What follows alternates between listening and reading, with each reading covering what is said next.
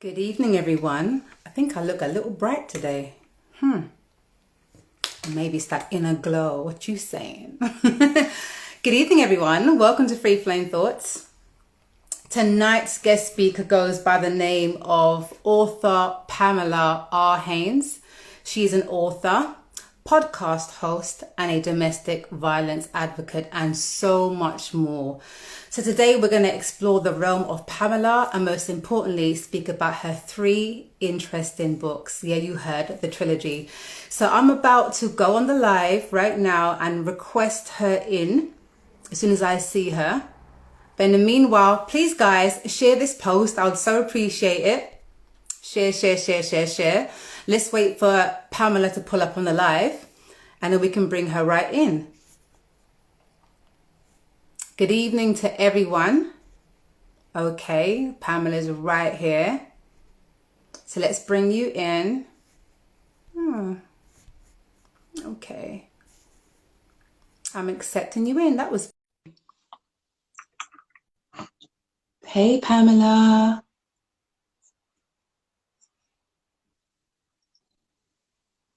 Hi. Hello there, good evening. Can you hear me? Good evening to you. I can hear. That was one of the smoothest transitions of coming into a live I've ever had. Oh my, it must be all my bush burning and incense and good energy today. That was so smooth. Welcome, Pamela. Maybe we should give Thank you for having me. minutes for some of the guest viewers to come through. And even if we don't, people can always watch it on the playback if people get to miss the live. So, okay. No problem. Start straight in. Hi, Pamela. How are you doing today? I'm not too bad, thank you. How are you? Oh, I'm grateful. Bliss, grateful. It's always quite challenging on a Friday at the end of the week, but we make it happen. So tell me, how did you start your day today? What did you do today, should I ask, before coming on the live?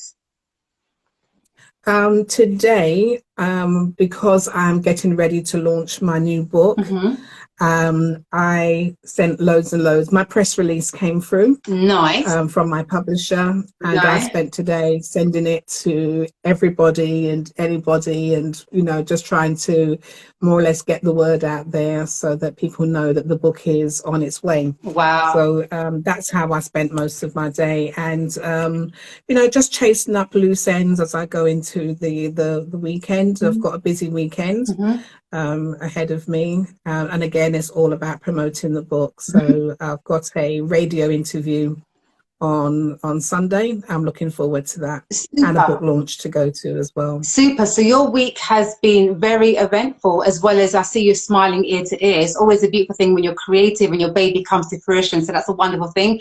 Congratulations on that. We're going to go into those layers a little bit later. For now, Instagram has changed the layout. And so I'm seeing loads of notifications on my screen all of a sudden. So I'm going to endeavor to remove them so that I can see your face. It's giving me a grid. No problem. Instagram has changed the layout, but don't worry, we will. Can I remove it? Instagram, don't do this, please. Bear with me. Okay, in the meanwhile, whilst I'm unintentionally fiddling with this new grid that they've got on Instagram, can you share a bit about Pamela? So let's go into who is Pamela Haynes? Oh, okay. Pamela Haynes was, I'm born in the UK. My parents are of Barbadian descent. So I'm proud Bajan heritage as well. Nice. I have Barbadian citizenship as well, which I'm really proud of. And now we've become a republic. I'm looking forward to my Republican passport. Nice. In due course. What's it like in Barbados? Say that again? What's it like in Barbados? It's my go-to place in terms of feeling completely at home. Oh, that's nice. And having that sense of belonging. So I've been going backwards and forwards to Barbados since I was 12 years old. Nice. So just love the place. I know it well enough now that I can get from A to B. I can show other people around as well and show them how beautiful Barbados is, and hopefully it will become their place of belonging and being accepted and just feeling good about being at home.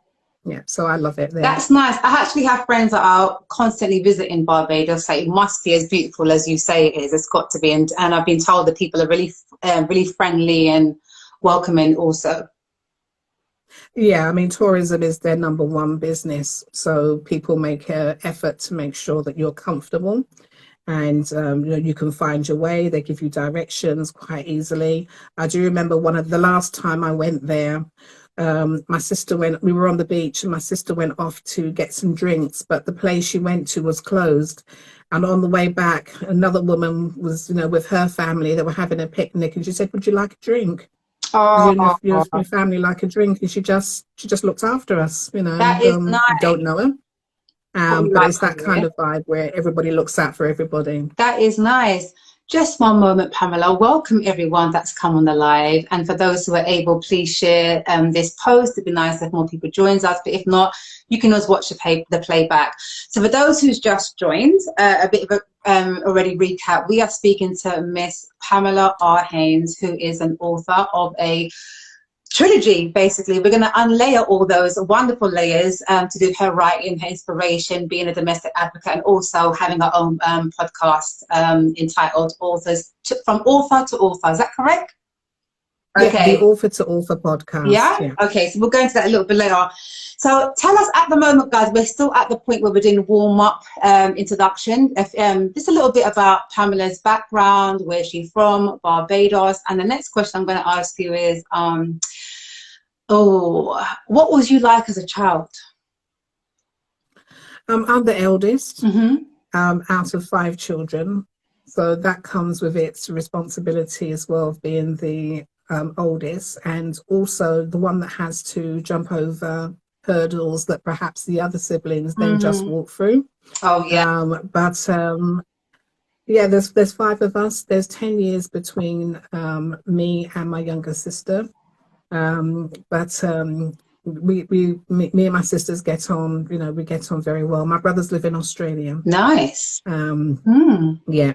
I like to believe I was all right. I think the older I get, the more I morph into my mum. So some of the activities and hobbies that she had, I have now adopted as well. So it's interesting. I've been observing her all my life in terms of her cake baking and cake decoration and all of that. And in the last, I would say 4 to 5 years, have taken up the hobby as well. It took me completely away from the day job, having that kind of hobby. And very often we would get on the phone and discuss how to go about preparing a particular cake, or how to go about doing a particular technique. So a lot of her hobbies I've now picked up as well. It's funny sometimes when you're young and you kind of say, I don't want to be like you when I get older, and you look in the mirror and you realize how many similarities you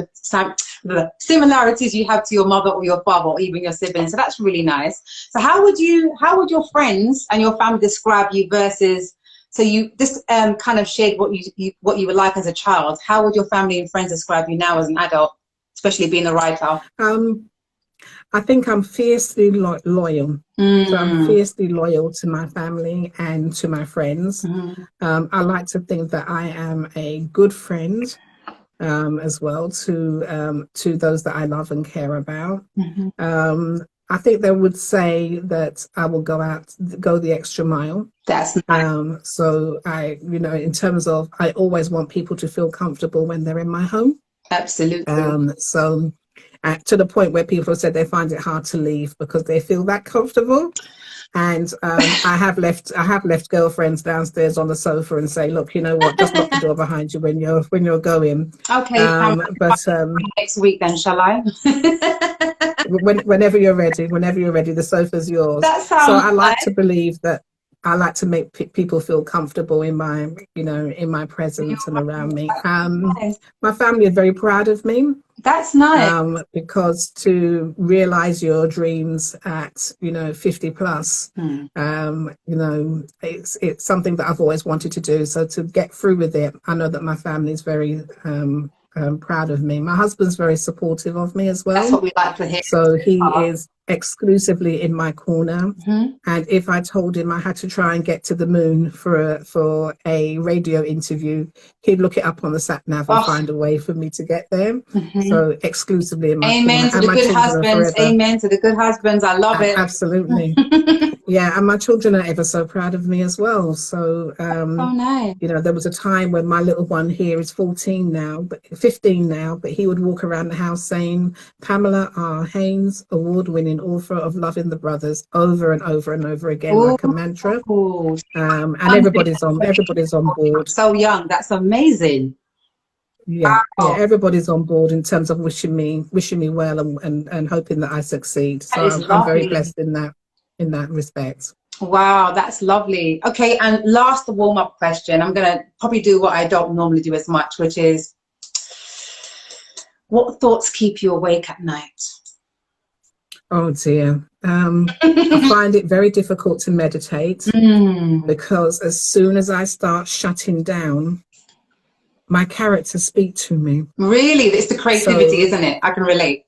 That's right. So when I think, right, I'm going to sleep now, it does take me a while to switch off. When I was writing Loving the Brothers, I had to say to one of my characters, just stop, because she was on a loop over and over again, repeating something. I'd already submitted my manuscript. Wow. And she was talking to me the whole night until I said, look, if I promise you that I will write all of this down, will you stop talking? And she did. And the following day, I wrote another 8,000 words. And my publisher wasn't very happy with me. But yeah, I find that when I go to sleep, I get storylines, I get plot twists, I get, you know, sometimes I can even see the characters sitting on the edge of my bed waiting for me to lie down and switch off the day. I think that's what it is, really. I'm switching off activity during the day, and then they come to me and they tell me their stories. So up until a couple of nights ago, I thought that my news story was traveling in one direction, but one of my characters has popped up and said, I've got a story to tell as well. Does that mean you sometimes find yourself getting out of bed to actually start writing down more of these ideas in your next book or your? I keep a notebook by my bed. I mean, I've got notebooks everywhere. I'm a huge notebook fan. Love my African print notebooks. I'm also got loads of Matthew Williamson notebooks as well, and I keep one by my bed so that I can just jot down my notes. I've got notebooks downstairs. The thing is, you just never know when you're going to be inspired. So I had a spell where one of my characters sat on the bed, metaphorically, for 2 weeks. I couldn't move her off the bed, and the next line came to me while I was cooking dinner.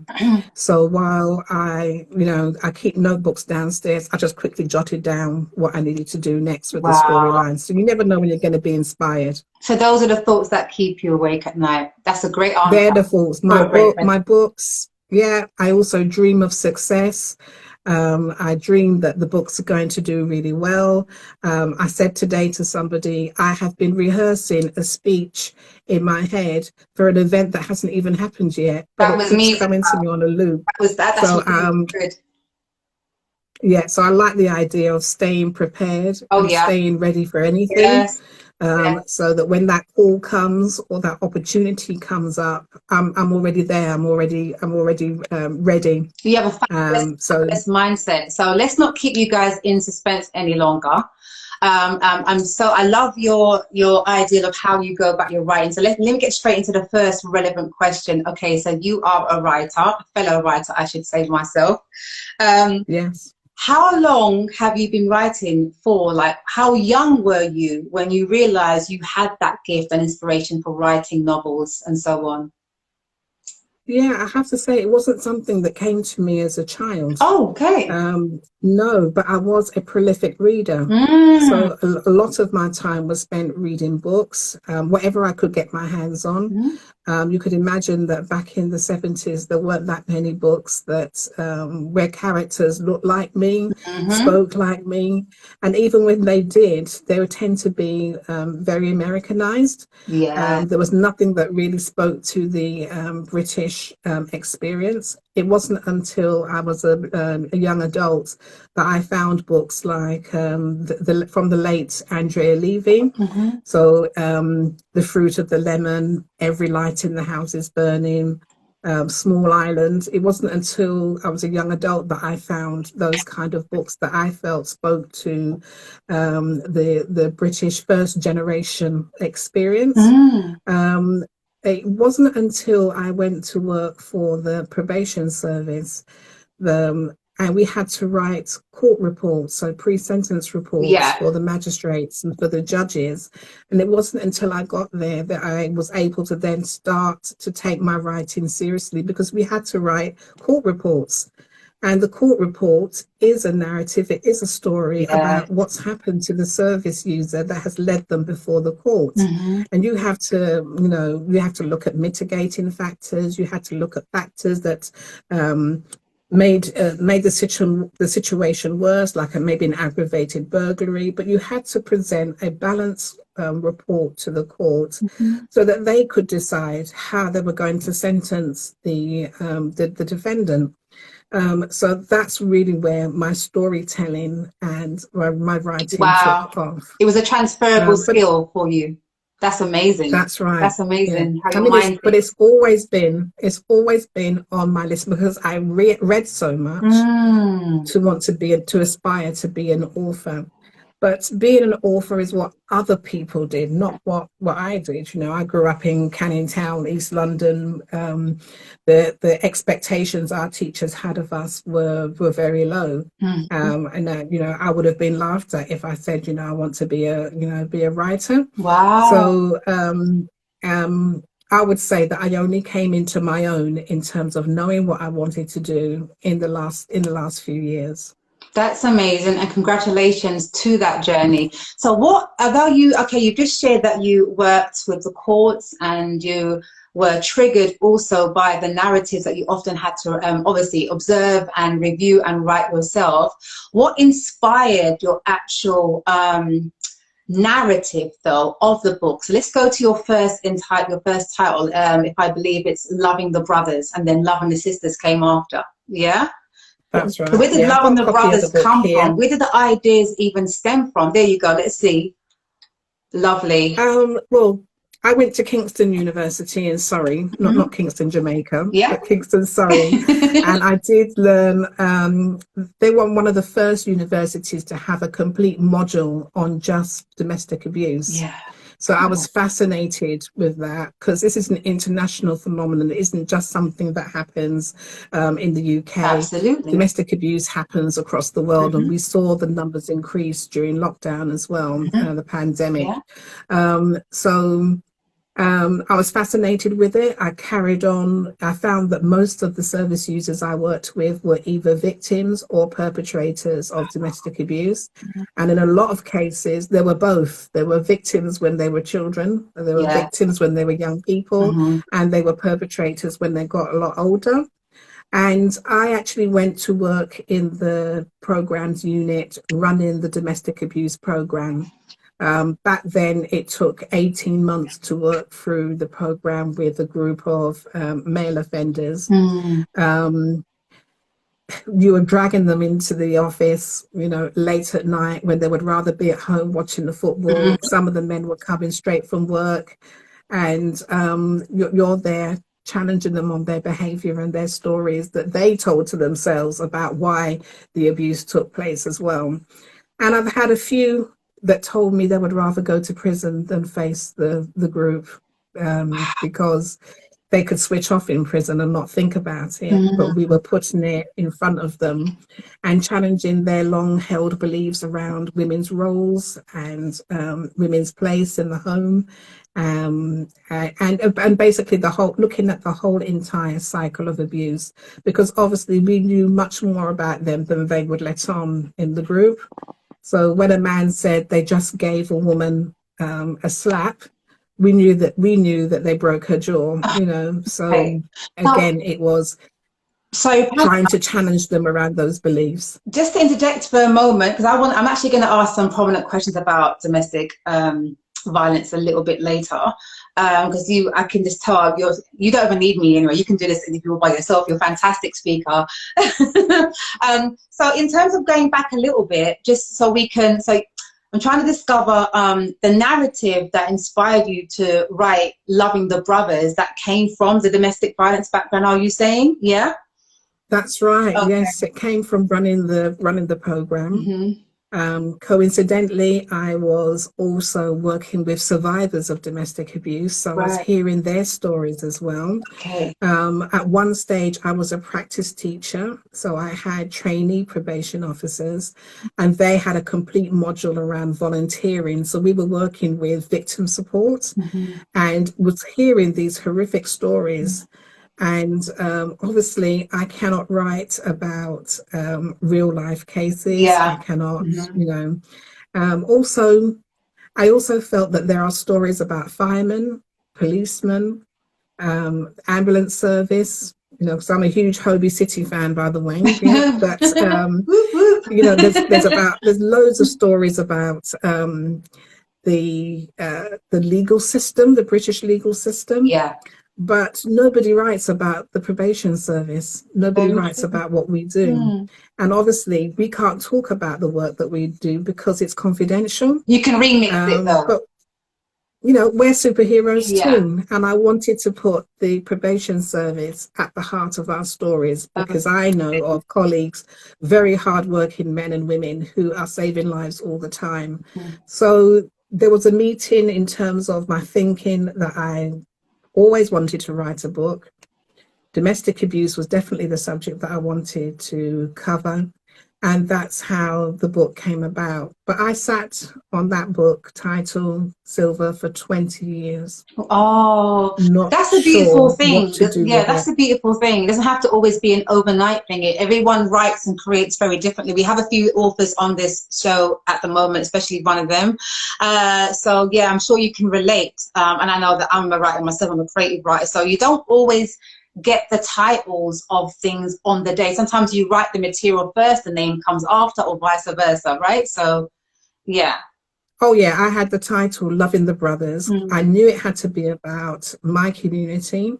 I knew it had to be about Black women, because again, nobody talks about this. It's like a taboo subject. And long story short, I do not believe that anything happens before it's supposed to. Yeah. So I sat on it for 20 years, but at least I got it. I got the story done, and it came about beautifully, really. I went to an awards ceremony as my friend's plus one. She was picking up an award. I happened to be sitting on a table next to a woman who wrote a book called Geraldine's Pearl. I said I was in awe of her, like I'm in awe of authors. And I said to her, one day I'm going to write a book. And she said, keep in touch with me. I'm moving into publishing and I'd love to publish you. And that was 2016. I spent the next 2 years writing the book around the 9 to 5, around looking after my family, around the other challenges that you have in life. But the book got published on the 8th of January, 2018. Okay. And as I said, it's here. Yeah. So this is the first I love book, it. I love the cover. This is Pamela's first book, Loving the Brothers. And then you have book number 2, Loving the Sisters, and then you are starting your third one, Loving the Children. But let's go back to Loving the Sisters, which is book number 2. Tell us about that. Tell us did it springboard off book number 1 by the title? It sounds like it. Yeah, all 3 books are part of the trilogy. Lovely. So Loving the Brothers is part 1. Loving the Sisters is part 2. So part 1 is about setting the scene, finding out how these women meet these brothers, the Morgan brothers, find out the reason why they come together. An event happens which brings all the women together. They have to travel to Jamaica for a funeral, and things spin off from there. On the outside, to everybody else, it looks fantastic, a great relationship, but it's not until you start scratching the surface that you see that things aren't quite what they seem. So I left everybody on a massive cliffhanger back in 2018, and it has.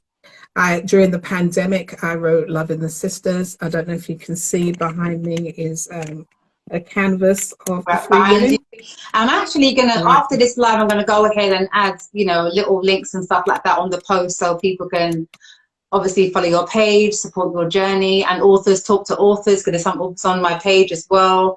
So allow me to jump in. I find, because writing a biography or autobiography is obviously very different to when you are using fiction. And I don't know if you guys can relate on the live, or those who play back this live tomorrow.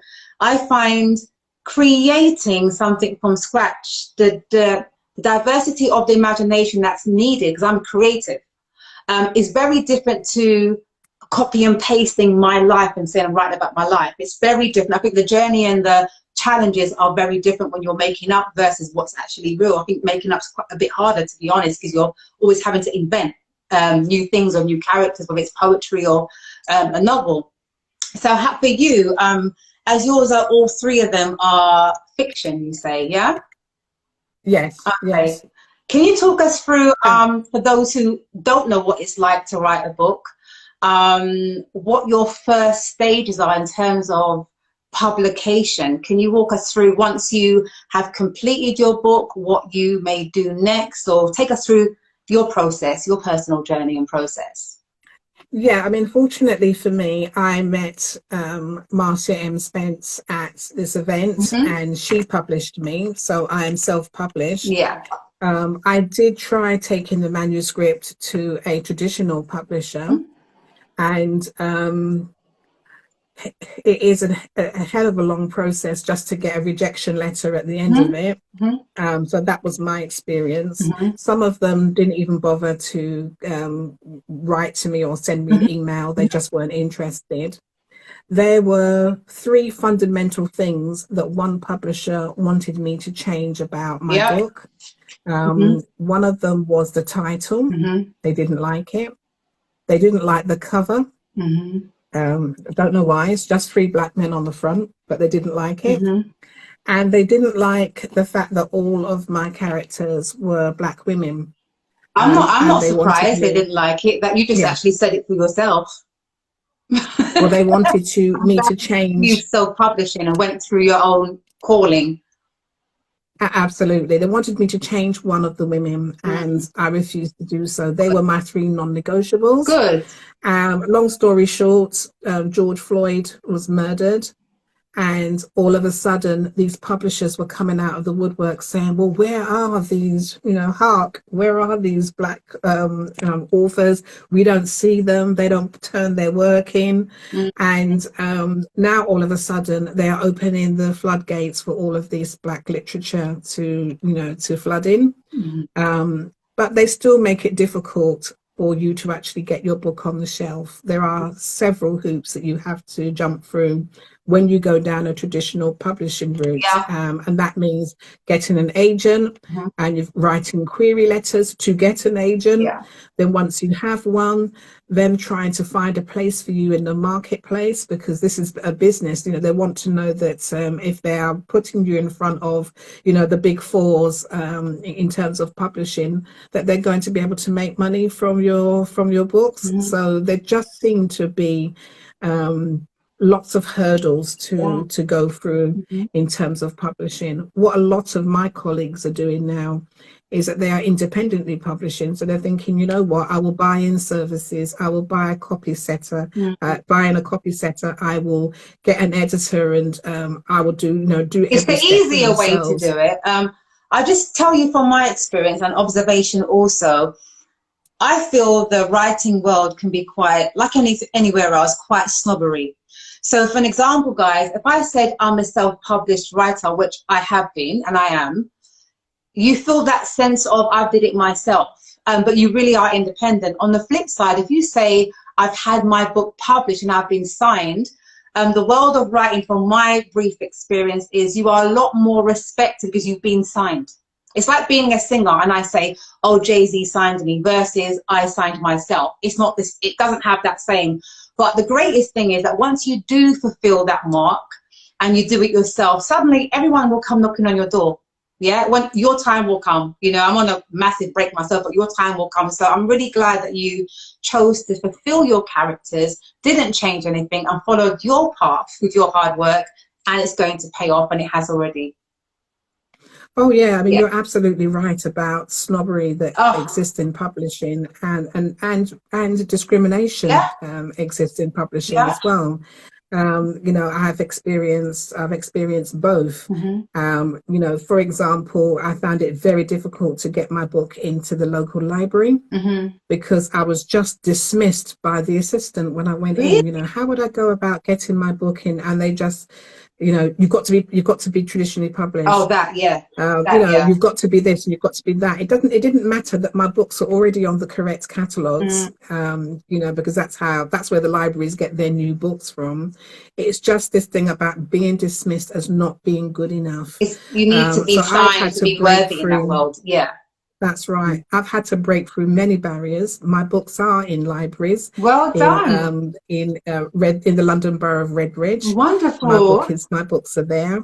And you just have Wow. to be open to things happening when they're supposed to happen, because my book is in Barnes and Nobles and in Books a Million, and other people have said to me, it's very hard for self-published authors to get their books into those spaces, but yet the books are there. Mm. It's in W.H. Smith's, and I also got my book on the shelf at Waterstones locally to me If as you've got well. your book on the Um, shelf, you're saying something. You are saying this. right. Have it online. Oh, my stuff's online, has been for years. However, when you actually get your stuff on shelves and in libraries, you're on the next level. Yeah? Absolutely. But to me, this was just the right pathway for me. I didn't feel as though being self-published should stop me from taking advantage of those Yeah, opportunities. yeah. All Waterstones wanted to know, because the book was already available online, they just wanted to know what the local connection was with me and Redbridge. Well, it's where I work, you know, I go there in my lunch hour. All of my children's educational books were bought there, and they snapped up the book and put it on the shelf. I went in there recently to find out how the book was doing, and I was horrified when I saw it wasn't there. And I thought it was pulled down. So I went to the cashier and said, you know, what's going on? And they told me the book's sold. It's not there. Wow. So sold out. That is great. So, you know, I'm here to say that I was proud to be a self-published author.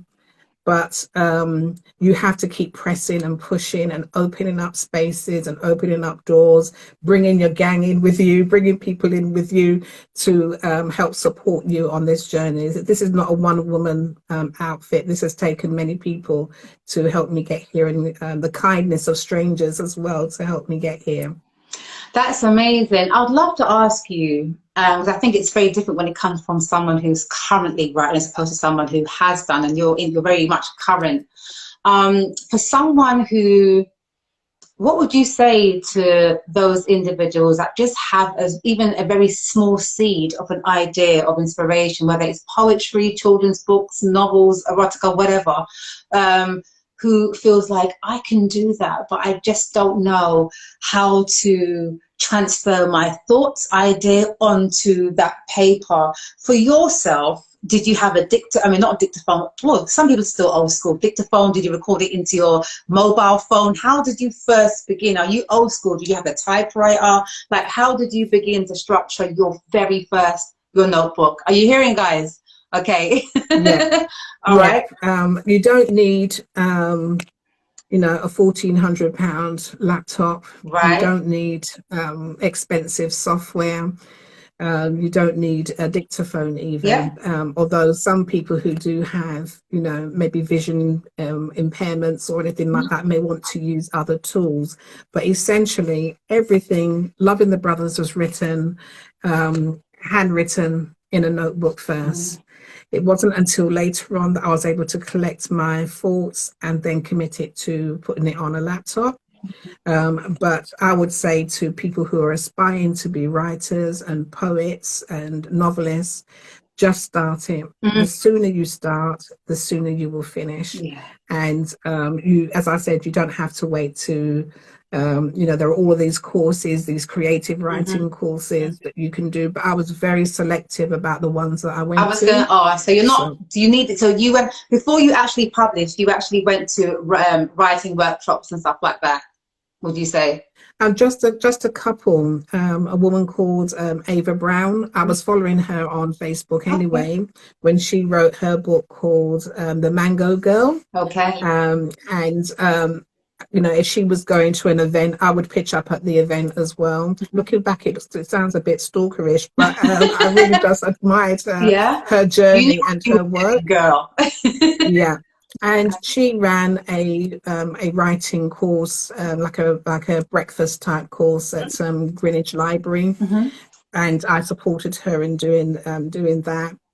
My publisher also ran some courses online, which I did, and I also then ended up going up and talking to other aspiring authors about my journey.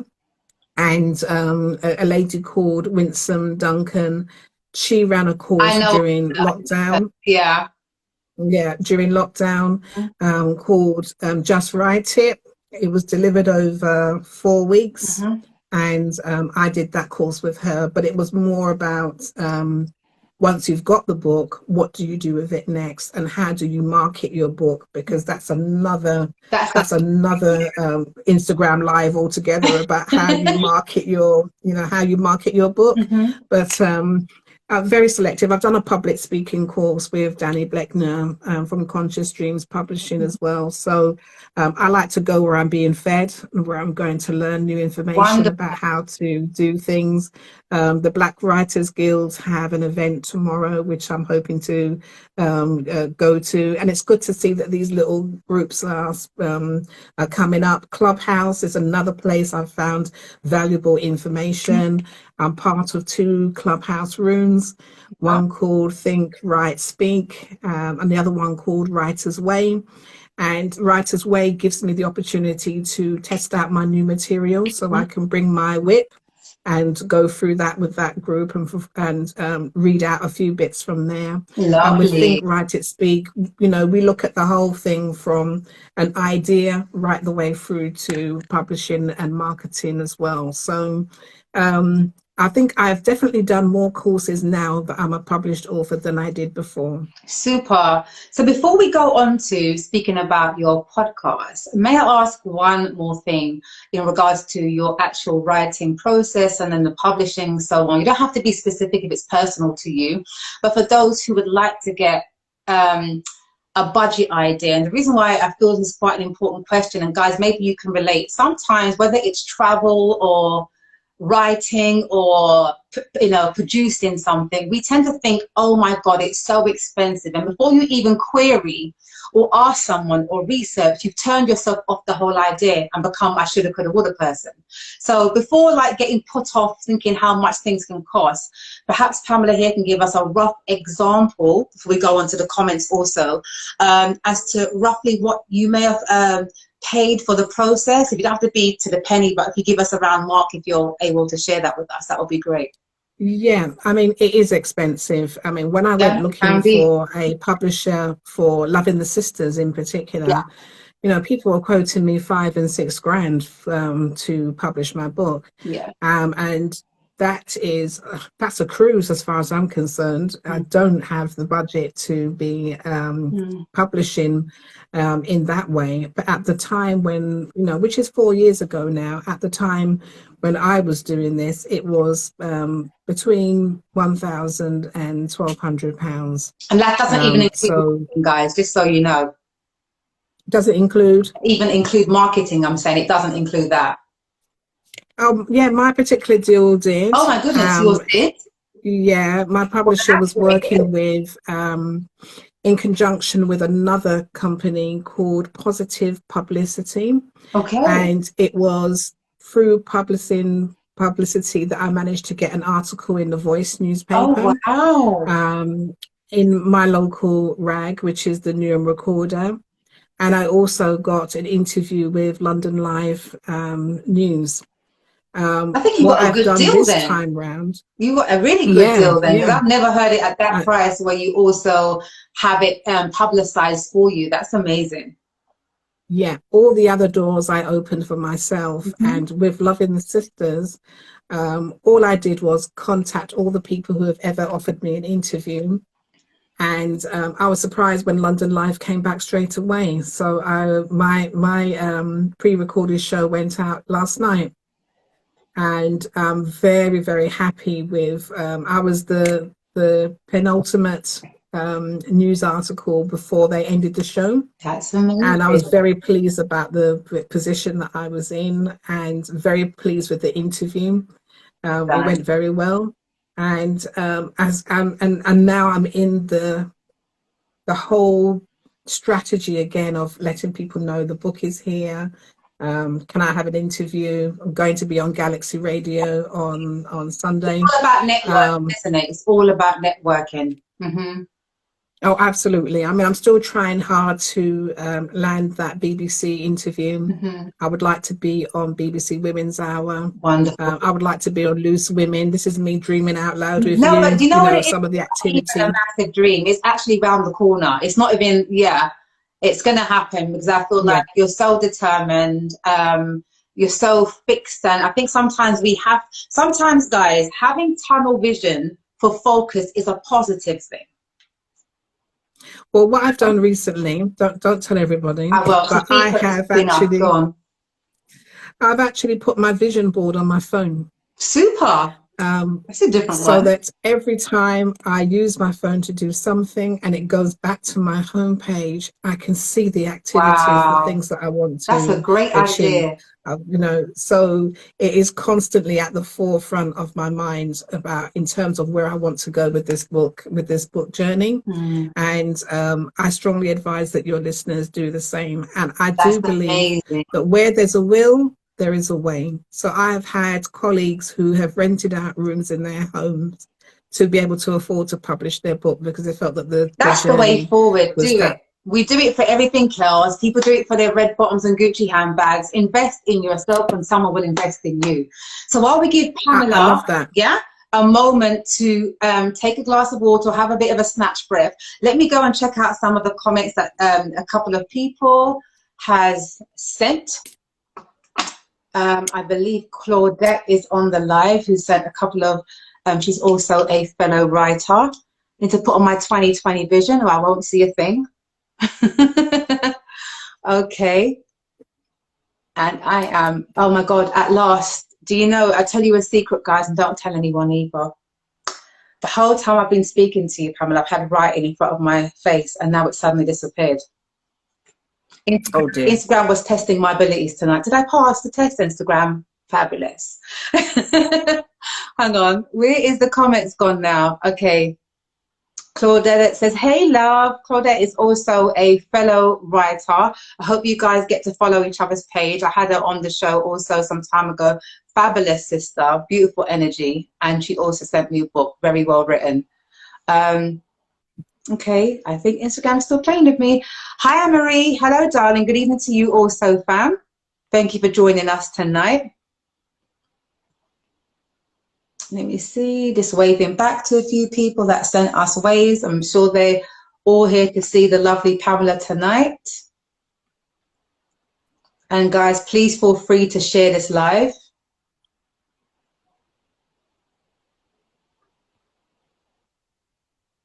Bear with me.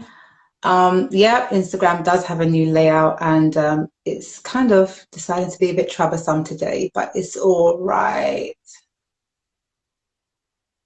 Hi, everyone. For those who sent comments where it's suddenly gone missing, thank you for taking the time. I see one here.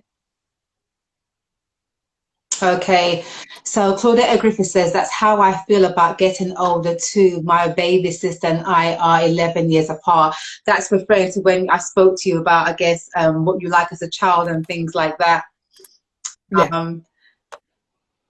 And guys, please, what I'm going to do is I'm going to obviously add Pamela's links at the end of the show on the post. Feel free to, I'm sure Pamela won't mind to inbox her. You can both, there's writers out there, converse, support each other, buy each other's books and, you know, ask questions and all that kind of stuff. So can we get on to the next stage of talking to you about your fabulous podcast? Need I ask you the inspiration behind that? Obviously, it's the writing journey. Oh, absolutely. I am blessed to have been on the receiving end of so much good publicity. Wow. So I've had several been a guest on internet shows. I've been into London Live studios, which has been a fantastic experience. And I think I have officially lost count of how many radio interviews that I've done now. I can't count them all. And I love radio. I like the idea that I can just keep my jeans or my leggings on and a top, and, you know, I'm ready to go. If you're doing anything else, it means, you know, having to get your hair done and, you know, all that kind of stuff. I love it. I love radio as well. So, but unfortunately, there were a couple of people who said, yeah, I want you on my platform. I'll come back to you. And they never did. Yeah. So I just got up one morning. It was the 8th of March, 2021. Went to make myself a drink. And I thought to myself, well, why don't I start something? Why don't I do something? And then I can invite people to come on my platform. So it was just like that. That was International Women's Day. That's why I remember the date. Wonderful. And I thought to myself, well, I'm going to do this. I'm going to start the Author to Author podcast. Wonderful. I'm specializing in self-published authors or independently published authors, because I know that we don't always get the limelight that our books deserve. So that's how it started. So that was a Tuesday or Wednesday, I believe. And then I was looking at sponsorship, and I thought, right, you know, there are some aspects of all of this that I don't know how to do. So very good at interviewing. Remember, I'm from the probation service, so I'm interviewing service users all the time. But may I ask you an honest question? Do you think interviewing in a systematic way for that type of job is the same as doing, say, an interview like this? Because for me, it's two different worlds and it's two different personalities. Well, yes. Depending on who you are. In terms of answering open questions, it's either an open question, a closed question, a serratic question that moves the discussion on. So I do believe that you can teach interviewing skills, but you know, when I first started, I was quite strict. You know, I've got my pro forma here, and I've stuck to the questions on the podcast. For the podcast. But the more relaxed I was about the thing, you know, I very rarely refer to it, the questions now, because the discussion just flows. So you might think that you're going to ask an author about X, but then they raise something, and you end up talking about Y and Z. So an interview I did last night flowed on to other things. You know, we even discussed pole dancing on the podcast as well, because that's what she does to stay fit. So the discussion just evolves into another thing. But the nuts and bolts of it is that there are transferable skills. How to put somebody at ease in your presence. You know, I've had a couple of very young people on the podcast who are new to all of this, and they're very nervous. And I had to say, look, this isn't a police interrogation interview. I just want to get the best out of you. This is your time to shine, your time to tell your story, and the whole hour is for you. And, you know, that has really helped. So I needed sponsorship. And as I said, I'm making my cup of tea. Dolgetty herbal tea. And I thought to myself, why don't I contact Dolgetty tea and see what happens? I contacted Mark Dolgetty. We were already Facebook friends, and within the hour he came back to me and said, look, here's an email address of somebody I want you to contact. I contacted that person, typed up an email. He came back within the hour and said, can we do a Zoom on Friday? I said, okay. I like to say that I was all cool and sophisticated about this, but I wasn't. And I think that's another bit of learning as well. Do it, even if you're afraid to do it. Do it. even if you feel nervous, inadequate, tongue-tied, everything else, just do it anyway. So I did it all afraid. Well But done. by the end of doing that interview on the Friday, they said, yeah, we would like to sponsor you and support you, because for them it's also about teas and books go together. So I now have a stack of herbal teas in my kitchen, which I give out as competition prizes. Well done. If I represent Dolgetty at an event, I bring teas as well, and they pick up all the costs of production for the podcast and some beautiful flyers that they've done for me. And I am now season 2 has just finished. I'm about to launch season 3, where I'll be interviewing another 10 fantastic self-published authors, and the authors are coming from around the world. I'm surrounded by books from different different authors who are sending me their books. That's all it costs them. I can see that Sharice Johnson Moore is on the live as well. Sharice's book, Coming to Love Yourself, she was part of season 2 of the podcast, and it has open opportunities for Sharice to do other things. So I know that there was another radio host who specifically asked for Sharice's details because she wanted her on her show. So it's opening up opportunities for self-published authors to do other things as well. So I'm very proud of it.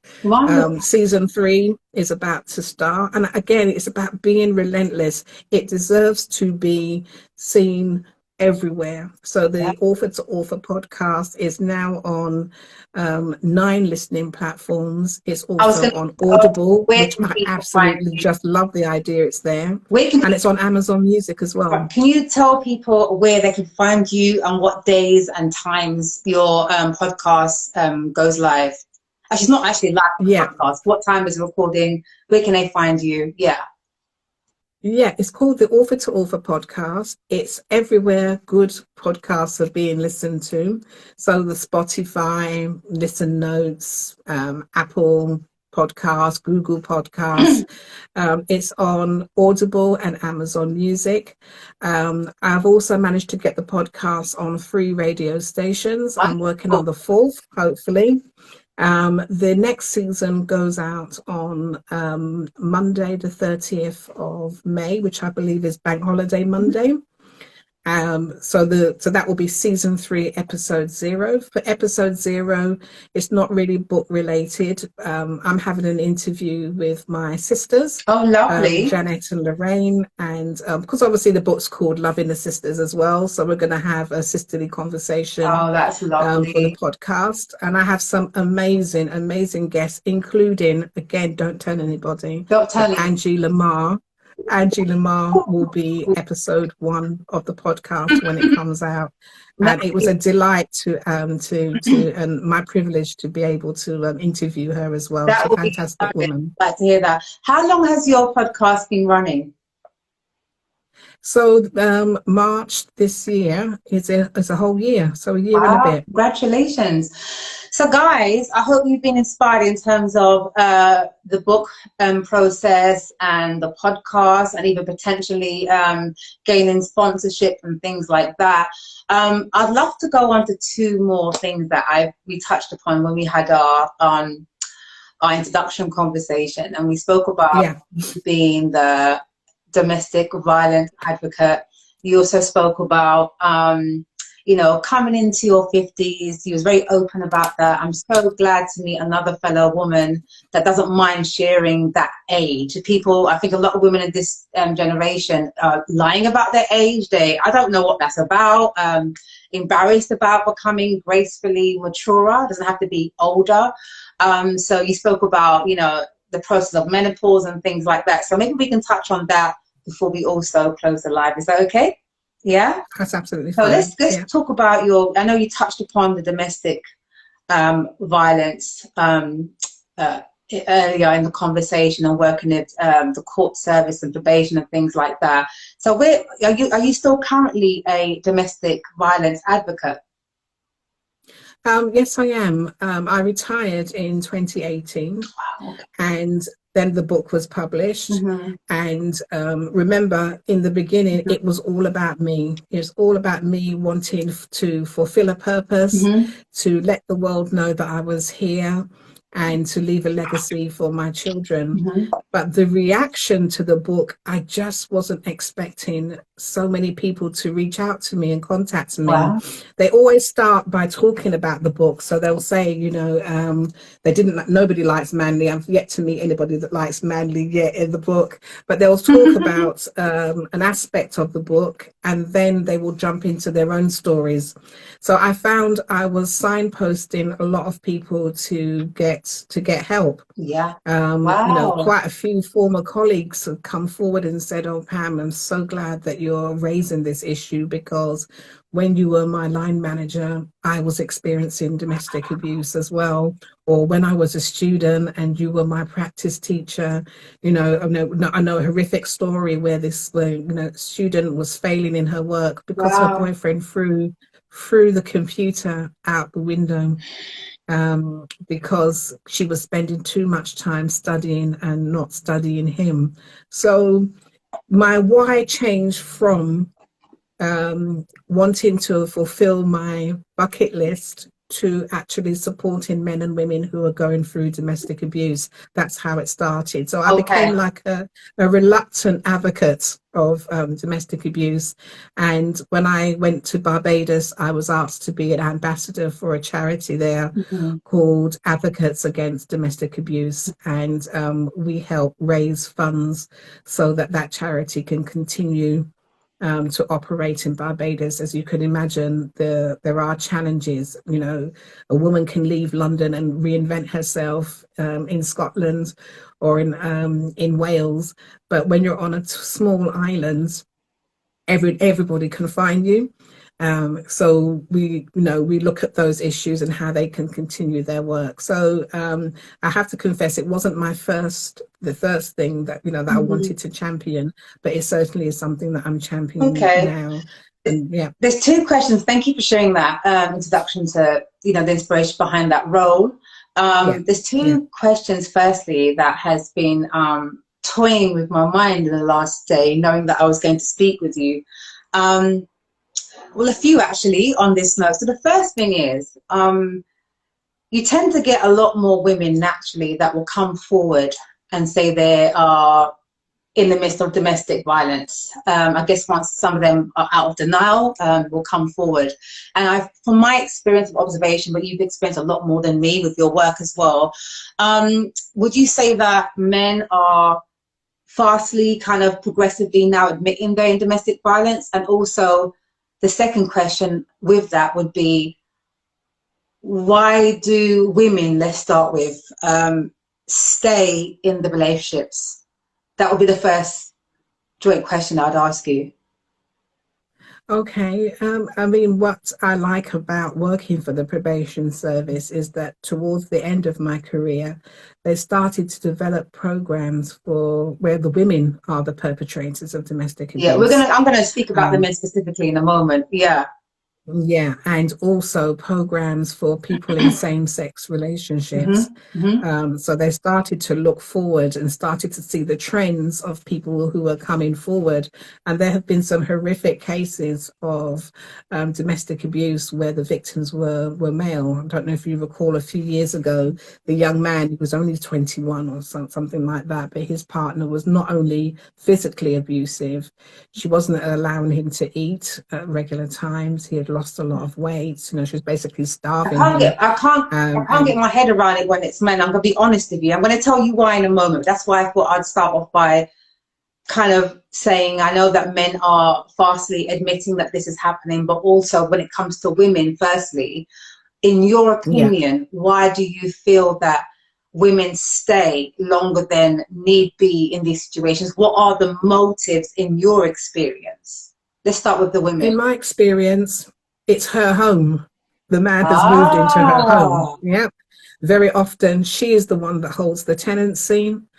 Some of the examples that I know, it's her mortgage. She's invited that person into, or somehow it's come about that he is living with her, and she wants him to leave. But such is the violence and the abuse, she ends up being the one, fleeing her own property. That can be quite common. Perhaps English isn't her first language. So how do you communicate and let somebody else know, or let them, the authorities know what's going on? That could be an issue as well. Very often in my experience, some women don't even have their own bank accounts. Their money is paid into their husband's account. They're not allowed to, they have no idea how money is being spent, or how financial decisions are made. That's quite common as well. I once knew a barrister, a high profile barrister, would come home from work and he would tell her, well, you're not a high flying barrister now, get on and make my dinner. So that he had very strict views about what he felt she should be doing. Basically, he was jealous of her, that she was successful and that he wasn't. Children, do you really want to uproot children and move them elsewhere? Even though, in my opinion, it's more detrimental for children to actually witness domestic abuse. What we know from the stats is that children are very often in the same room or in the adjacent room when violence is taking place. But there are this embarrassment that keeps women in the same situation. Shame keeps women in the same situation. So there could be a number of things. Would that be married women in those cases when you say the shame and why they remain in that situation from your experience? The shame, because we have to think of this as a whole systematic thing that happens. In the beginning, it might feel lovely that a man is picking you up from work or dropping you off at work, but when it becomes controlling, because you can't go out with your friends after work for a drink, or this need to be rushing straight home to this partner because he is jealous about where you are, who you're with, who you're talking to, even to the point where he doesn't like the idea that you're mixing with other men in the workplace and so on.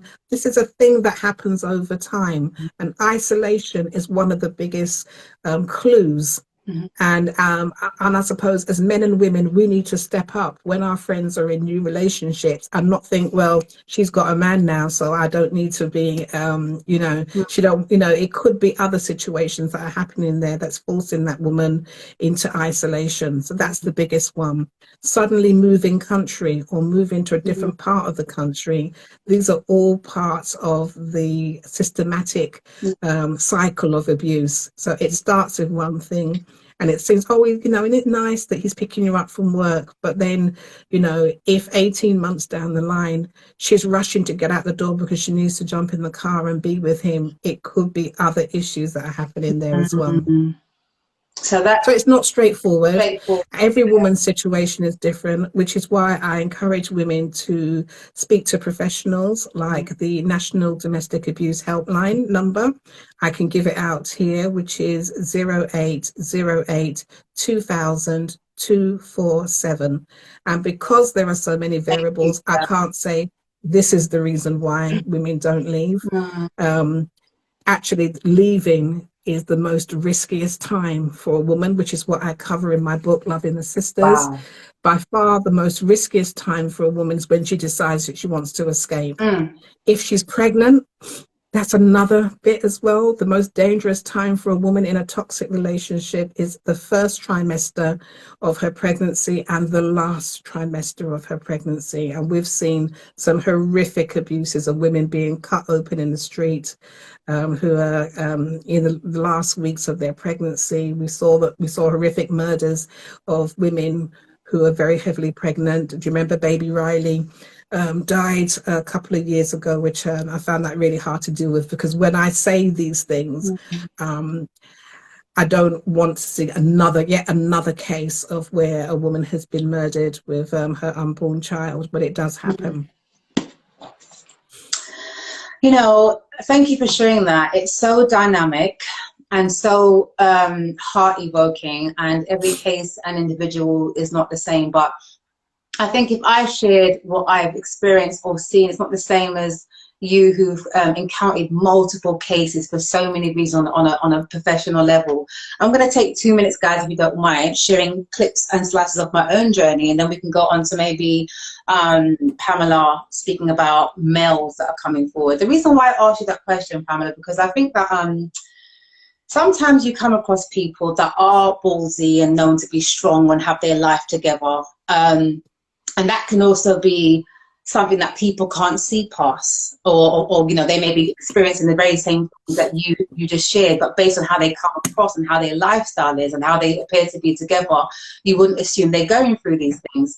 For me, I was in my 20s, very young. I was in my 20s, and I would say the reason why, I had never experienced anyone that had so much even barked after me, let alone pushed me or put a knife to my neck, which I've had done with my ex in my 20s.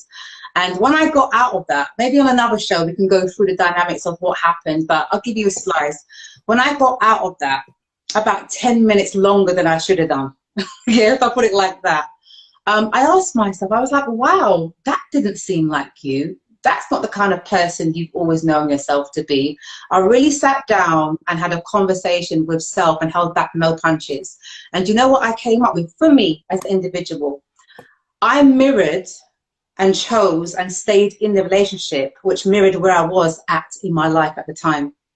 It's that simple for me. Like, I feel like I was in a bad place, and therefore that is the reason why I stayed that extra 10 minutes with someone who then became violent. When I say violent, it's still violence, but it wasn't necessarily the punch, the kick, the slap. It was knife to the throat, or you know, humiliation, should I say, on my knees, on the floor, knife to the throat. Where have you been? All of a sudden, overnight.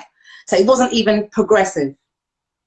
And so for me, I had to say to myself, wow, okay, you know, you're kind of, you tell yourself this is time to leave, like right this second. But instead, I felt like, I think it must have been a good few months after, it wasn't immediate, as I thought I would be the person to be like, right, I'm off. And I said to myself, why was that? And I honestly can say to you that I was going through such a hard time at that point of my life and on a roller coaster. I couldn't catch a breath, to be honest. And that's how I dealt with it, where I felt like if I was in a good place, my decisions would mirror that. It's really that simple. And I feel like as we progress out of that and we make better decisions and we look at those flags and we, you know, look at how we've learned from it, you know, knowledge speaks but wisdom listens, you will honestly see that sometimes, if not often, and for me, I say again, where I was at in my life mirrored my decisions. You know, so thankfully, yes. If I didn't leave, it would have. I came out alive from that situation. I could see it was going to get progressively worse. It was not even about me. It was about him suffering, which I realized. It was him suffering from neglect as a child. It was him who had gone through sexual abuse from a priest. It was a number of things that led to that level. And I realized he liked women for companionship and sexual gratification, but he didn't love them because he had issues with his mother. So I've learned, just to say with you guys, just to round up my part, I've learned that when dating or being with someone in a long-term relationship, my sole focus is getting to know the child in that man and vice versa, because it would tell you a story in how to love and accept and nurture the man, the boy, but the man version of the child in that man. So that's how I approach relationships now. It's more about, tell me about the boy in you. You know, I mean, I hear all of that, and you know, I'm sorry to hear that was something that you went I was through. very young. But I leave some scars. You know, but I really do believe that domestic abuse, that it's a choice. You know, it doesn't matter what they've gone through. A lot of people have gone through so much. Nobody comes into a relationship baggage free. Yeah. We all have things that we bring to it. But not everybody chooses then to take that out on the person that they're with. Absolutely. You know, yeah. They might keep it all locked away. No. They might get therapy. They might go into counseling, and they may not. You know, again, the thing about shame and embarrassment is that it silences people as well. But what they don't do is then act all of that out onto the person that they're supposed to love. Projection, yeah. So in my opinion, the men that I've come across in the course of my work, it's very calculating. They're operating on a narcissistic level. Oh my goodness. And they know exactly what they're doing. So whether you can look back and reflect and say, well, I was at a low point in my life, but he knew it when he got with you. Actually, can I just he already able to let me just drop a note, because I may have not clarified that particular part. When I met him, I wasn't at a low place. So when I first met him for that first year, there was no signs of any of that, none at all. Yeah, I'm just saying that in my experience, some men target women who have low self-esteem. They may have mental health problems. You know, they may have loads of issues happening for them. And, you know, and on the other hand, so on a pendulum, on the other hand, you know, they target women who are professionals, who've got it all together, who've got their own home. They're attractive to their strong Black woman narrative, but with the whole objective of actually breaking that woman. Yeah. And I've seen that over and over again, of women being broken down, and then they don't know if they're coming or going. They've been gaslit by the man to family members, to professionals. They have lost their children as a result of this, because they are then not in a fit position to be able to look after them properly. And you know that all I can do is talk from my experience. That has most certainly been the case, where these men have been calculating in what they're doing. They know what they're doing. Oh my goodness, yeah. And guys, just for the record, I wanted to share, so you fully understand the slice that I gave you. I wasn't actually in a bad place when I met him. I was actually in a reasonably okay place. I was independent, lived on my own, had a very small child. At the time, I unexpectedly lost a best friend. I was dealing with, you know, loss of a child. All sorts was going on in my personal life. So it seemed like progressively, maybe after the year, as opposed to with all the things I was going through personally, and then going through bad times, when the me that I know myself to be would have left. You know, you would have just crossed the road and left the person. But I stayed that 10 minutes longer in life, put it, you know, metaphorically speaking, because I wasn't my best self. I wasn't my I wasn't my best self. And I actually had to I chose to fake an asthma attack to get out of his house that night. That's how the night was. So yeah, of course I left him, and he's gone on to do the same things. He's gone on to do the same thing. So it was never really about me, but however, it was about me in terms of a lesson I need to learn, and also reevaluate and pick back up that crown and fix it and grow from there. And, you know, obviously help to be a mentor for other people. So yeah, just thought I would share a little bit. I don't like to be the person that asks the questions but never reveals. I think that's a bit unfair. Yeah, so okay, so tell us about the men. I'm still struggling, I have done, with the fact that this is the truth, this is me. I guess it's because as a part of society, we expect, which is not always the case, men to be the masculine, the predominant and things like that. And I guess I can't fathom when I hear a man, I don't mean a small framed young man or a teenager, I mean a grown man, I guess, that has stayed in a domestic violence. I'm not saying a woman can't hit him once, that's right. I mean staying in a violent relationship, and will they become, you know, intimidated by the intimidator. How does that work in terms of men? Can you please share that with us? Yeah, all the things that I've said about why women don't leave, it's absolutely the same for men. Wow. But there is a layer of embarrassment that we perhaps don't understand, you know, because this whole thing around masculinity, being able to look after oneself and handle situations. So I know of a story of a young man who is a bouncer at a nightclub, very, very fit, knows how to look after himself, can handle some, you know, hench, as they say, can handle situations, and would go home and be beaten by his girlfriend, a petite, young, tiny woman who was very, very violent. And what she held over him was that nobody would ever believe him. if he reported it to the authorities, because he's 6 foot tall and built like the door, nobody would ever believe him. But you know, I'm here and I've got 5 children. 4 of them are boys. And I would hate to believe that they were in a situation where they were experiencing violence at the hands of their partners and did not feel able to tell me. I'm going to ask you this as well. This is from my observation. I find that with some men, it's not that they're not able to defend themselves, but of course they're not going to turn around and hit the woman. They choose not to defend themselves because these are people that are, as you said, 6 foot tall, big muscly, take on men. So it's not that they can't defend themselves or can't restrain. And then, so what is it that you think that keeps them there? Because it can't be intimidation. It's got to be more than physical intimidation. Not physical intimidation. So there are some ratchet women out there who are threatening to injure themselves if the man doesn't stay. Emotional guilt. So they will self-harm. If the man, you know, nobody will believe you. If you were to tell, look at you and look at me, you will not be believed. You know, by the same token, women, you know, men tell women, I'm the pillar of the community, I'm the pastor, you know, I have 10 degrees, whatever it is that they can, because again, this is systematic to try and keep the person there. So the underpinning all of these behaviors, it's all about power and it's all about control. What can I do to keep that person there?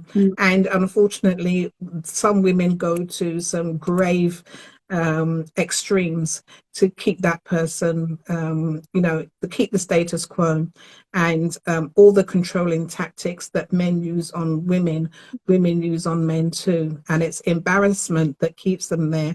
I'm sure the guy that plays Phil Mitchell in EastEnders, no, not Phil, Grant Mitchell. You know, he was a victim of domestic abuse from his wife. Oh wow, I didn't know that. Yeah, and I mean, he's, you know, his character is this SAS type, you know, he's always in these kind of programs where Who Dares wins and all that kind of stuff. And he was laughed at by the media and ridiculed for being beaten by his wife. And in this, and that's again another reason why men don't come forward in the numbers that women come forward in, because they, you know, it's a test on their masculinity, I suppose. And black men don't come forward and talk about mental health, if they're not talking about stress in the workplace, if they're not talking about dealing with finances. What makes you think that they're going to tell their brethren in the gym, well, look, you know, I'm getting beaten up by my missus, or you know, they make excuses for their women like everything else, and they're walking around with burn marks and cigarette marks on their bodies and so on. So my children have been told never to hit first. Oh, absolutely not. But they all have their keys. They all have their keys so that they can come home and that they don't feel trapped. So my boys are, you know, one is in his 30s and the other 2 are in their mid 20s. Come home. You know, always still don't let anybody make you feel as though you don't have any choices. So male or female, if you don't like what's going on, at least they know they can turn the key and come home. And that's exactly how we were raised. We were raised that doesn't matter how far or how wide, you know, we go in the world, if we're in a situation where we feel unsafe or we're not feeling the love, we can use our door keys and go home. Absolutely. So so we're always having that discussion around, you know, what's acceptable and not acceptable in relationships. And lastly, on domestic violence, I once spoke to a young lady and she said that being in the same sex relationship for her, that in her past she felt like when she reported domestic violence on a number of times, that the police force didn't take it seriously because it was 2 girls. That I was really surprised at that they would actually discriminate, not directly say get on with it, but she said, because at one point she wanted to do a live with me about this very topic, which she then changed her mind about discussing it, but did say to me, from her experience, she just had to deal with it because she wasn't taken seriously because it was 2 girls and it wasn't a man hitting her What's your thoughts on same gender domestic violence, and what has been your encounter and experience on that as a professional? Yeah, I mean, exactly the same thing, underpinning all of the behaviors. So, underneath the emotional abuse, the financial abuse, the use of male privilege, using children to turn the woman against her own children, and so on. All of these behaviors, underpinning it all, is all about power and control. That's what these relationships are about. So it really doesn't matter whether it's a same-sex relationship or not. The power dynamics are still there. What's disappointing is the reaction of the police when they got involved as well, because they have a duty of care to her as much as they do to, whether she's been in a homosexual relationship or not. They have a duty of care towards the person who's calling them in the first place, and shouldn't be minimized. I know that a lot of police services have done a lot of work in terms of addressing domestic abuse, making sure that the woman is in a place of safety by the time that they leave the premises. Sometimes going ahead with prosecutions, even though the woman was made to withdraw her statement.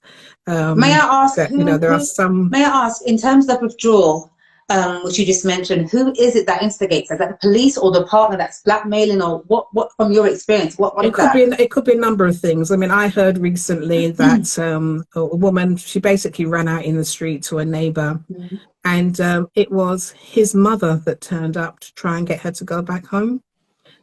Very often, pastors, ministers, people in the church are saying, come on now, go back home, support your husband, remember your wedding vows and all of these things. But what I do like, that the police are taking photos at the time when they're of investigation, and regardless of whether the woman wants to withdraw or not, they're going ahead, and that's been leading to successful prosecutions as well, because the evidence is there, the medical evidence is there.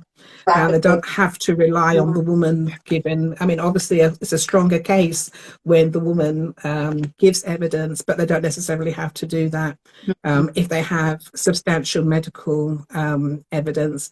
Very often, a black eye is visible, but once someone goes to A&E, they're picking up other injuries that the woman has on her body as well. Historical broken ribs, broken fingers tends to be one. I've mentioned that in Loving the Sisters as well. So they are going ahead. So this is an evolving thing in terms of challenging the police, better training, and a better response by the criminal justice system as well. There are some men that just need to be taken out of circulation and not being given community orders over and over again that they actually break. And that's one thing I like about the domestic abuse program. We're in it for the long haul. 18 months is a long time to be working with someone, and it's had some good results.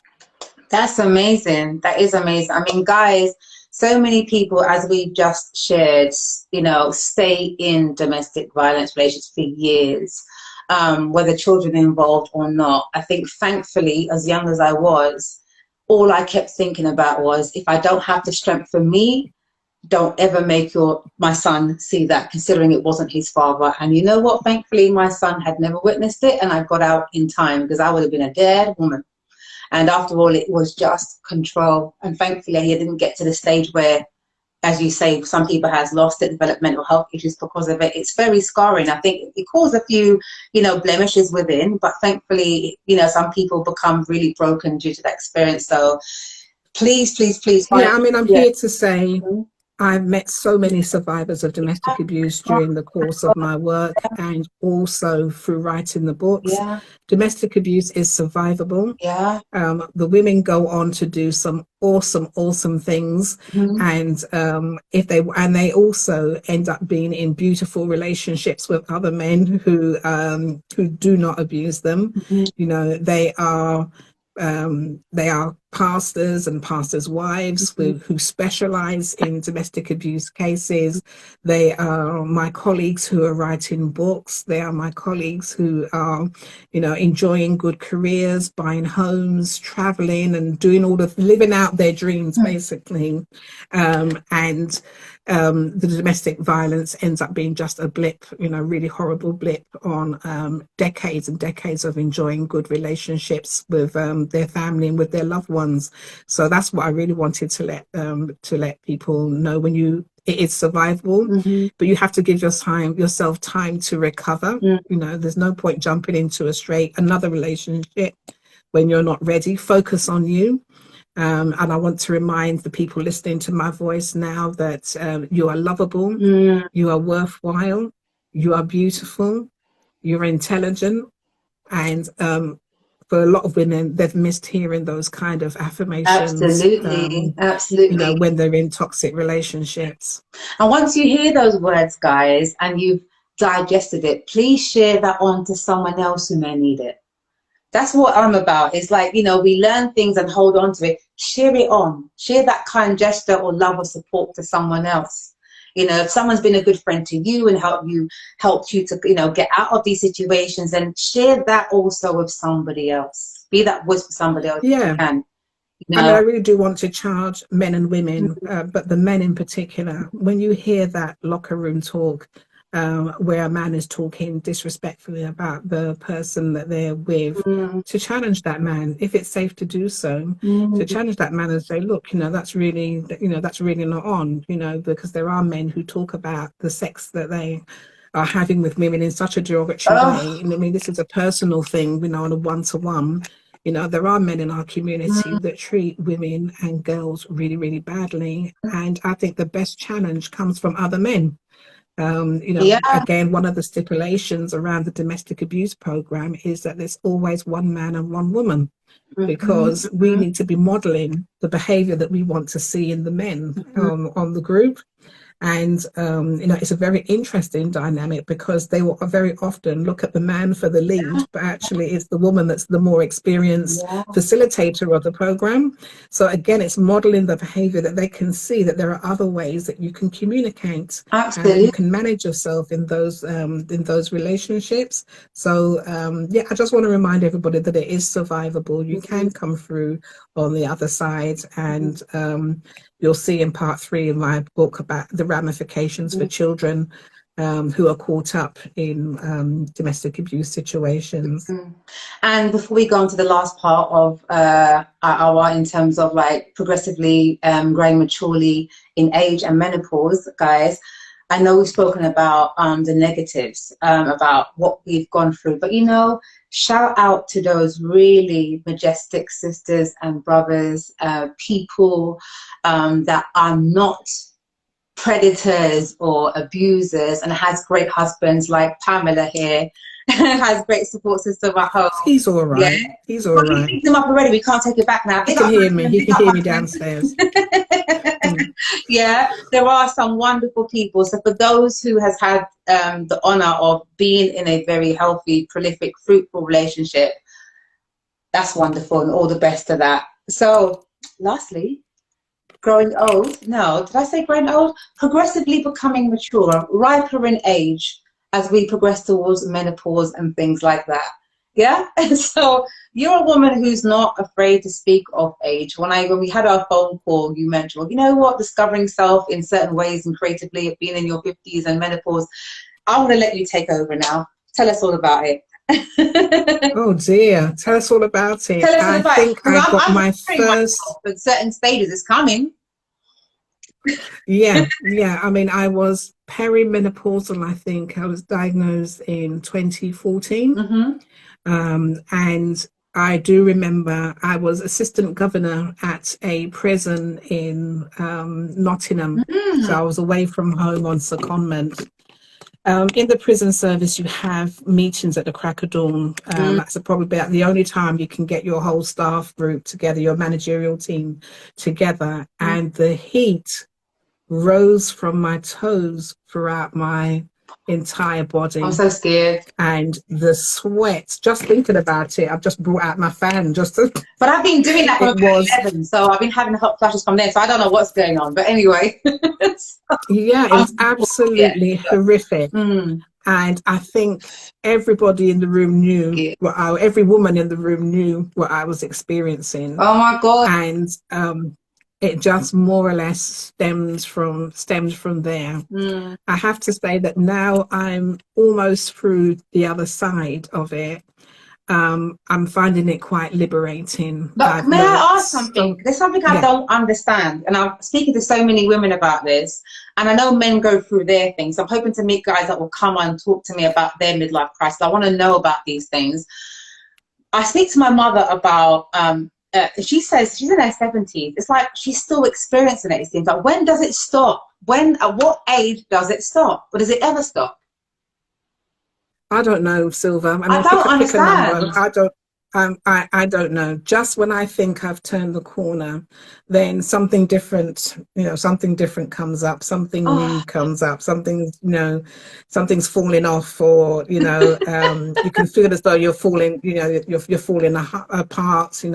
My hair started to thin out. Realistically, wow. Yeah. So it's just like a range, just a range of things really that can, that can happen.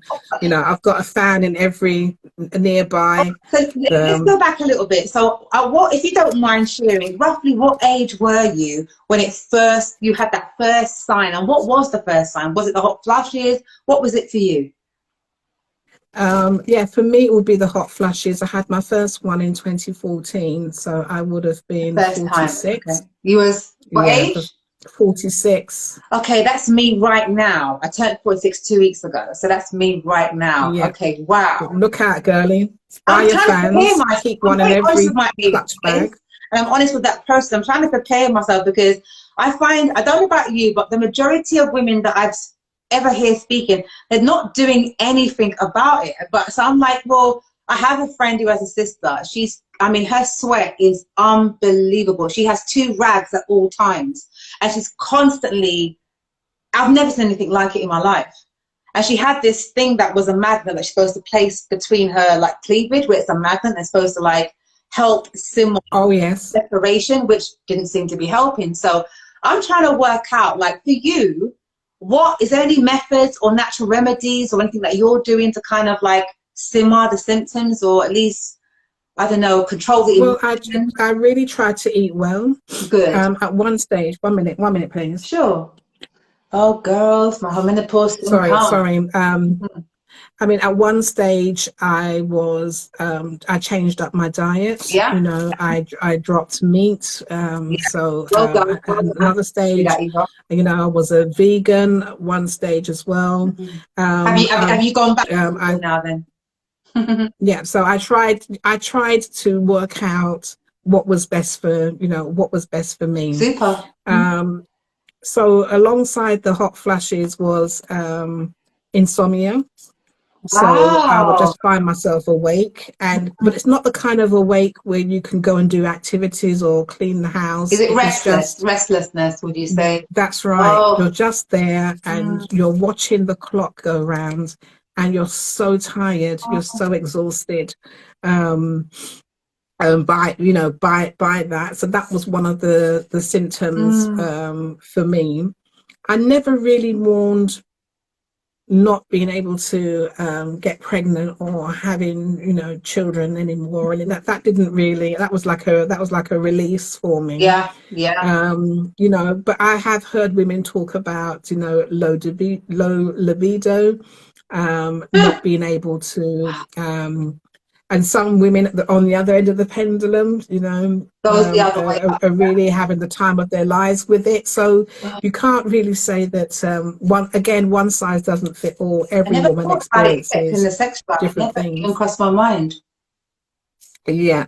So but women, as I said, women who I've got a good supportive network of women, because women in my mother's age group didn't talk about this. Yeah. They went through the changes, but they never really spoke to anybody about what that entailed. What does that And I look think the like? difference is now is that, you know, I do have a group of women. I've got two sisters as well, and we're able to actually openly talk about how we feel about the way that our body That would is make a really changing as well. live. I want to do another live about menopause and the whole journey from that, because I think a lot of people want to talk about it, but I feel like, does anyone really want to hear? And I want to hear it. So did it change your weight at all? Did you drop or gain? It's harder to keep it. It's harder to keep it off. Oh yeah. Skin irritations. You know, feeling very itchy. Yeah, Itchy skin. Breakouts. I've had breakouts of acne that I didn't have as a teenager, but again, problems with my skin as well. It's been a range of different things, and trying to adapt to all of those changes. Yet still, it's also been liberating to be at the other end and to be able to do the things that I want to do as well. I've spent the chunk of my life bringing up children. Oh yeah. And now I've only got, the one at home who, Like your 14-year-old. So a semi empty nest. We've gone from 5 until 1. But I'm looking forward and I'm embracing the changes. I've already made the decision that I will not be dyeing my hair. So as and when the grays come through, I'm just going to embrace them, because I know for a fact. But I'm not. Yeah, I mean, I know for a fact that there are women who didn't make it this far. Exactly. You know, they didn't get to 40, they didn't get to 50, and I've managed to do that and relatively well. So I'll just embrace what comes, what comes next. I'll embrace the mood swings, and I'll embrace the ceiling fan that I've had installed, the daylight saving bulbs I have in the kitchen. So I've adapted to the situation, rather than trying to hold on to my youth. So does it interest you at all would you take medication? Would you take any other natural remedies? Have you thought about, I mean, okay, maybe yours is not as thankfully as severe, but I've heard of the mood swings from women having periods, even in a younger age, to menopausal. For me, guys, I've always had these hot flushes feelings, and I'm from young, and obviously it wasn't menopause. And I've asked a doctor for a test about 3 years ago. They said no, I don't see why, because I'm in my 40s. I haven't had any other symptoms other than recently, and maybe you can tell me this is a clue, where you come on your menstrual cycle, you come off, and then a couple of days later you come on again for a whole another 10 days. Is that a part of it, kind of knocking at the window saying, "Miss soon come"? Yeah, absolutely. Soon around the corner, prepare for me, girl. Is that what it's saying to me, my body? I mean, I quite like rosemary teas. Yeah, I'm going to start sage teas. I saw that yesterday. I'm going to start drinking that. Yeah. And I'm not talking about manufactured teas. No, the actual I'm herbs. looking forward to going to Galaxy Radio on Sunday, because the guy has a massive rosemary bush in his back garden, and he makes fresh teas. And I find that really helps. So just try to keep things simple, not drink alcohol, keep yourself hydrated. Physical exercise, guys. No one's, I mean, I need to make it very clear. Physical exercise, dietary, and obviously things like steaming and like spas. I think it makes a great difference on your mental health. But I think a lot of women, I'm not saying you, but women that I've known that speak of menopause, horrific experience, but they just sit with it. They don't exercise. They eat whatever they want.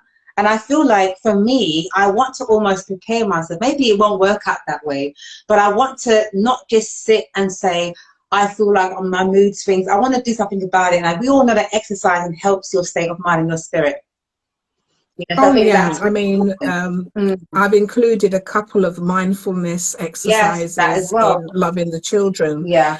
Because my characters are women who are of menopausal age as well. So we're pulling in different strategies that might help. And so I do believe in eliminating things. So for example,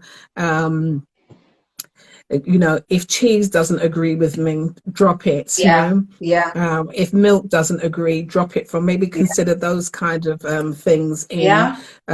It doesn't, menopause doesn't have to be, it doesn't have to be horrific. Yeah. You know, there doesn't have to be, you know, this screaming match. I've heard of marriages that have ended because of the woman's mood swings during that time when Well, she was friendship, menopausal right? and so on. But, you know, that's not been my case. Maybe I should go back and count my blessings, having gone through it, Yeah. that it wasn't too bad. But when you're in it, it feels like you're in it on your own. You know, especially the insomnia. And I found out afterwards that there are other women who are awake as well. And I said, we should have called each other and had a chat, because it's been that kind of thing, watching the clock go round. So yeah. So But it's two things I yeah, think. that's been my experience. Thank you for sharing that. There's two things I think you're going to be seeing me again on. I think once I start back my writing journey, hopefully I'll be on your podcast. No problem at all. And number two, Yeah. when the menopause come, I'll be like, Pamela, can we do a live about menopause, please? It's my time now. Well, you know what? You've got Patricia Wharton, who's come up on Is that a friend of yours? yeah, who's come up in your comments. Mm-hmm. She runs a whole course around the menopause. Oh my goodness, And I wonderful. think she would be an ideal guest Oh to my have God. on your show when that Inbox. conversation happens. She's the ultimate professional, Oh my goodness. and will give you all the latest advice, you know, about when, you know, how long you have to be 12 months post having a period, for example, to be considered in the menopause. So there's a whole strategy around how doctors diagnose you with all of this. But she would make a Yeah, fantastic we're going to do a guest, live. you know, when the time comes. I'm looking for me. Even I'll before the connect time you comes, both. let's do a video for those who are already there. Well, Pamela, it has been fantastic having you on this live. And before we officially close it, I have just one more question for you. And that is Okay. sharing your afterthoughts, which I do with every guest that I speak to. What has it been like for you tonight on Free Flame Thoughts with me? Oh, wow. Right. What a fantastic opportunity and experience. I've been following you for a little while now, Oh, and I have seen you with a couple of guests. mm-hmm. Pauline Gilman. Hi, Gilman was one of the guests, Pauline. poet. Yeah, so she said to me, Pam, you must link up with Silver Oh, and Pauline, follow her on your thank show. you for the link. We obviously So, love the love, don't we? We love it. Thank you. so I had you on my list as when I started my strategy around the book. I thought I must reach out and see whether you're open Oh, to absolutely. interviewing me. Absolutely. So for me, it's been a pleasure. I love the way that you look after your guests with the pre-interview. I have, I like the idea of, you know, matching to see whether our vibes are good and all of yeah, that, because you know, that's important to me as yeah. well. And it's been a delightful evening. It's been wonderful to spend some time with you and finding out about you as well. Thank you so much. Thank you so much. For me, guys, just a little recap as you touched on that, Pamela. And thank you so much for coming on the show and for gracing us with your presence. And it's been an honor for me to have you on this platform. And I would like to have you back sometime in the future and have an update of what's been happening with you. And I'm going to be seeing you on TV shows and Oprah Winfrey and everything. So don't forget me, girl. Don't forget me, okay? Yeah. Oh, not at all. Not at all. Guys, for me, I do this based on soul connectivity. I could have been doing so many other topics, and there's so many other platforms where it's about, I guess, exploiting people, and I could have 3,000, 5,000, 10,000 followers, but I'd actually rather do it on a soul connection. I do this based on an inner calling, and it's all about soul connectivity. So yes, I always have a pre-call of people and take some brief bullet points and have an energy exchange and make sure I feel comfortable and allow the person to feel even more comfortable. It's not my talk, it's our talk. So that's how I like to do it. Yeah. Thank you so much, fantastic. Pamela. You have been a delight. Thanks for being here on Free Flame Thoughts, and we'll see you again soon. Thank you. Thank you. Have a good night. Namaste. Yeah, you can just. Oh, guys, that was lovely. That was lovely.